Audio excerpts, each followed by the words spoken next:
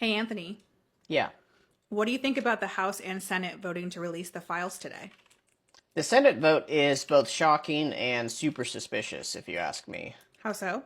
Well, as I said in the last video, I didn't expect the Senate to pass the vote. I thought that they were going to delay on the grounds of the files being under a new active investigation that was just started by the Trump administration. So the fact that there was a unanimous vote in Senate is very shocking, but also really suspicious. We had basically a unanimous vote in the House and then a completely unanimous vote in the Senate after months and months of complete obstruction by both the House and the Senate, to the point that Democrats were struggling to get one single person in, Adelita Grijalva, to even call for this vote in the first place. And a huge reason that the government was shut down for over a month is because the House was trying to delay swearing her in to prevent this vote from happening. So the fact that we now have a unanimous vote from both the House and the Senate after these months and months of obstruction is deeply suspicious, right? Something is going on. There's not been a sudden change of heart by the entire Republican Party after all this time. So I think this is partially just these representatives trying to save their own skins, but it's not being on record from the vote. But I don't think it's just that. I think at this point we're going to see the obstruction shifted from the Senate, where I expected it to happen, to the Department of Justice directly. The Department of Justice is either going to try not to release the files on those same grounds, which is that the files are part of an active investigation, or because the legislation of the bill specifically calls for unclassified files being released, they are going to say that all of these sensitive parts of the files, and especially any parts that involve President Trump, are classified and therefore are not part of what the bill is asking for.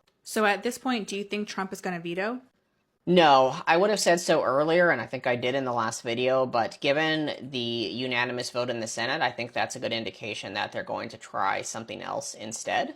And I specifically think that something else is the obstruction in the Department of Justice, which is basically under Trump's control anyways. So rather than it looking like he is the one that is obstructing the release of the files, it's going to be Pam Bondi and the others essentially taking the fall. The Conservative Party already dislikes Bondi for a variety of reasons, and so by using her as the fall, they can protect President Trump, and there's not likely to be any real consequences for her as long as the Trump administration otherwise remains in control. I think the other thing that we need to be aware of is the fact that a tactic that Trump likes to use a lot, and a lot of other people who are potentially involved in this, is obfuscation of evidence through distrust of the source, right? The files have been in control of so many people at this point. The Trump administration, Biden administration, a bunch of third parties. There's rumors that Israel has the files. There's rumors that Musk has the files, all these other people. So I think at this point they're relying on the fact that regardless of what comes out, a large portion of the American population is not going to believe that what is in those files is true, which is, as much as I hate to say it, is an effective tactic, right? I don't believe that if the Trump administration releases the files, that what is in those files is going to be true, because I think that they are covering up for Trump. And if the Democrats release the files, you'd have the same thing. So I think we're likely to see a release of something that is maybe partially true or redacted in a way that is not useful to the American population who wants to see the full release of the files and bring justice for the survivors. And then following that, we may see a bunch of different versions of the files released by various parties who are trying to essentially throw shade at each other and further muddy the waters of the truth in a way that prevents true justice from happening. So I'd be very suspicious of anything that is released, especially if it seems overly targeted towards Democrats, which is not to say that